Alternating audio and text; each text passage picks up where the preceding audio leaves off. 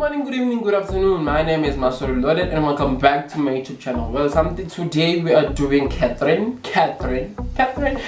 just released her 5th studio album titled Smile. And let's just say we have some things to discuss alongside of the album. So let's see if Smile, the album, is a hit or a miss.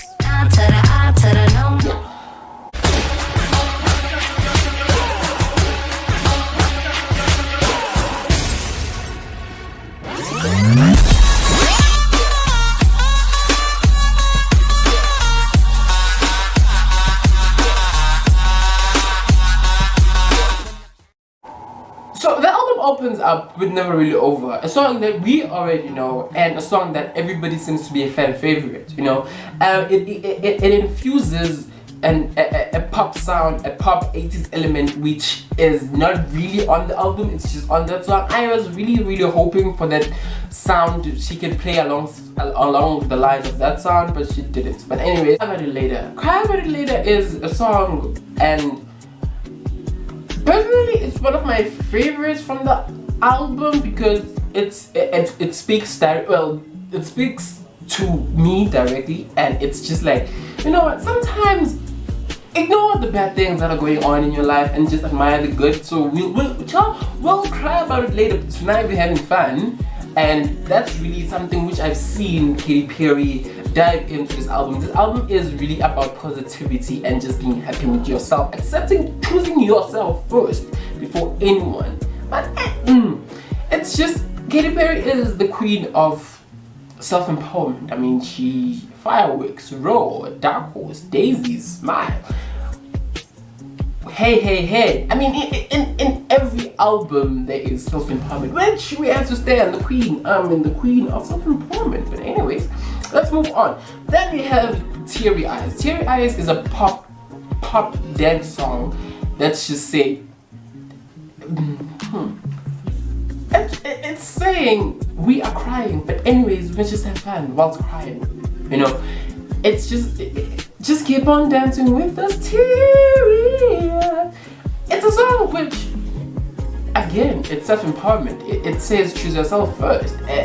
It's something which I see more and more in this album. Then we go to Daisies. Daisies is the all-time favorite to Daisies. Daisies is my personal favorite because the song came and it speaks on Katy Perry's life, and it speaks about how she embraces herself in like the most beautiful way, and she just gave birth, congratulations to Katy Perry, on her daughter Daisy. And the song is really a great song to name a child after. It is Resilient. I would have to say it's my least, not really my, is it my least, maybe my least favorite song on the album. Well, this song I feel like it's dedicated to the Katy Cats for some point. It gives me that vibe, but I'm not just connecting with Resilient at that point because I don't know why, but it's just not really inclining with myself like all the other songs have been, you know. And then we go into Not the End of the World. It's not the first time we've seen Katy Perry dive onto the trap beats. She did it with Dark Horse, but I think she was really trying it again on Not the End of the World. You know, the song starts off and it kicks off with like this so much potential and enthusiasm, and suddenly it drops, you know. But it kind of sounds like she's spitting at some point, like dun dun dun dun dun dun dun dun dun dun dun dun.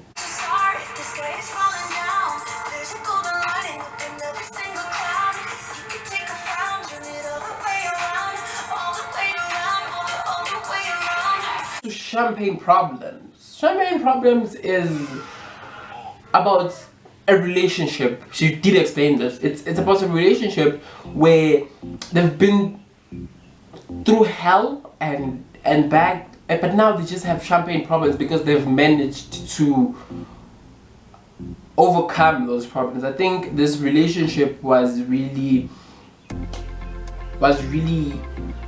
spoken about on Witness, you know, from like Witness, the title song, and like, can I be a witness? That album, I think it speaks more about this relationship, but now it speaks about the hard times of the relationship. I mean, songs like Save as a Draft, Witness, tsunami, you know. But now, after all that hardship, she has finally accepted this person in her life on champagne problems. And right now they just have champagne problems. No champagne problems, they're really nice life problems, you know. And then we have tact. A certain fantasy world, if I might say. A fantasy world where you just have this person who takes away all of your problems, but you keep him tucked away in your mind, because when you reach that point where everything is not going your way in life, you just go back to your imagination and you just say, okay, now it's your time to come back, and now it's time for you to now it's time for me to go back, because you know, Katy Perry has always been living in her own world. I think from Teenage Dream till Prism, she has been living in her own fantasy world. So I think it's really resembles that time. So I think it really speaks about that part. And then we have the title track, Smile. Smile is a grower, I would have to say. Smile is a grower, and Smile grows on you in such a way, because Smile is, when you listen to Smile starts off with the chorus, like gives you a nice feel up bit. Yeah, I'm faithful. It's right in your face, you know. You understand, like she's thankful, she's grateful, like and then she goes into verses and she goes down. But I do think that was made on purpose. You know, it was done on purpose, because it brings life to the song, and it tells you, because in the verses she explains about her struggles, but in the chorus she explains how she overcame them, and she now has a smile back, because it's like, yeah, I'm faithful. Dun, dun, dun, dun, dun. Like it goes to the verses, dun, dun, dun, dun, dun, dun, dun, dun, dun, dun, dun, dun. You know, it plays, and I do think that was really done on purpose. And if it was really done on purpose, with kudos to the producers and Katy Perry, because it gives shine to the song, it gives mutual understanding to the song, it gives you feel about the song, and kudos to that. That's why I think Smile has potential, but y'all slept on Smile. Child, you know, it's really a fan favorite. I do think it's a fan favorite. And then we go on to the most slept on song in Katy Perry's discography, Holidays in Hawaii. I don't understand why people slept on this song. The song is such an easy, feel-good mood. Like, you and I riding holidays in Hawaii. It's such an easy song, a tropical breeze. It's a mood, actually. And Holidays in Hawaii does deserve better. I mean, justice for Holidays in Hawaii, because y'all did it wrong. Like, y'all did it really, really wrong. And I don't understand why you did it so wrong, you know. And then we go to Only Love.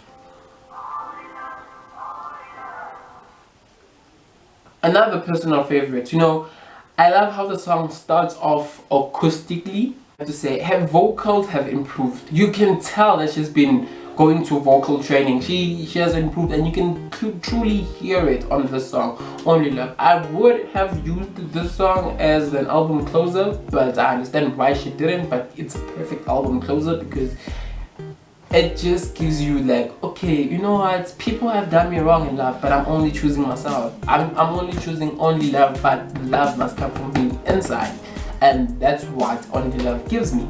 But then she decides to close off this album with What Makes a Woman. This song, I think she wrote it when she was pregnant, and she understood that she's now pregnant, and she felt what was going on inside her body, and she embraces what makes a woman and what makes a woman so great. But yet they're so underrated, but they do so much, but very underrated. So I do understand. She explains about the hardships of being a woman, the great times of being a woman, and everything about making a woman, and how being a mother in that sense. And all in all, Katy Perry's Smile album is, I do think she played it safe. You know, it's not really her most experimental album. It's not something which I haven't heard from Katy or from anyone in that fact. It sounds like I've heard this before, generic, something which I could hear playing on the radio. Every song's album is radio friendly. It's not something which is like experimental like Witness was. Honestly, y'all did Witness wrong. I am a Witness fan till today. I still listen to the album. It's so amazing, but y'all did it wrong. But anyways, and all in all, Katy Perry did truly her best on this album. I do believe it's the last record with Capital Records. Child, Katy Perry, you need to get out of that record label and sign to another record label, child, because they are doing you wrong. From the Witness era, I don't know what has been going on with you and your record label. Something has been going on. Someone in the team or something, somewhere is going on, child. And I do know something is going on. But anyways, and all in all, Smile. Smile, I would give it a hit. It's not really a bad album, if I might say. It's not really, but it's... Is it my most favorite? No. It's my second least favorite. Yeah, it's that the out of the 5, it's number 4. You know, but it's really it is really a listenable album, and you can listen to it if you want to go to the positivity, because it just speaks about positivity, which Katy Perry has done. You know, like, anyways. So let me tell you my favorite songs on this album. Hotties in Hawaii, Cry About It Later, Daisies, Smile, Not Never Really Over, Only Love. Only those 6 out of 12. Okay, that's why I think it's a hit, because I like half of the album. Some of the songs, maybe they will grow on me later eventually, but we never know. But with all that being said, thank you for watching. Please comment down in the comment section below and tell me what you think about Katy Perry's album. Do you think it's a hit like me, or maybe you just like, you know, I'm tripping and you think you got something else to say? And please give this video a thumbs up, subscribe and share. If you have any other recommendations, leave them down in the comment section below. I'll be happy to watch, listen and check them out later. But for now, thank you and please come again.